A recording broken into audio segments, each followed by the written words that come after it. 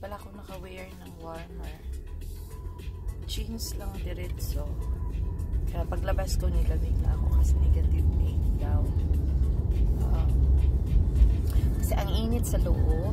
And pag nasa labas ka na, talaga manginginig ka talaga sa sobrang lamig. Kasi mahirap pag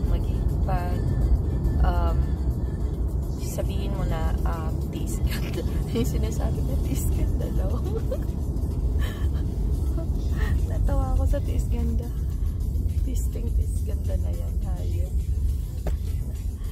Tapos yung ano ko, yung shoes ko, yung agsa na yung isusuot ko. Pero sinabi na ako ni amo na hindi pwede yung ag na shoes.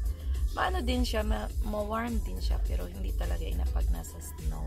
So pinapapalitan sa akin yung shoes ko na pang snow talaga, na kumbaga hindi siya mababasa, waterproof kumbaga. Tsaka ang hirap ano ako makagala sa ganito na style, masyadong na snow.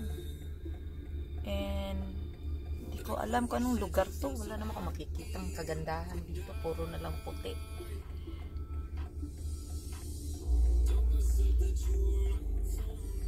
So imagine kagabi, natawa ko kay amo kasi pinasuot ba naman ako ng sombrero na parang nasa ano ba yun? Parang nakatira ka sa iglo ba yung tawag doon? Then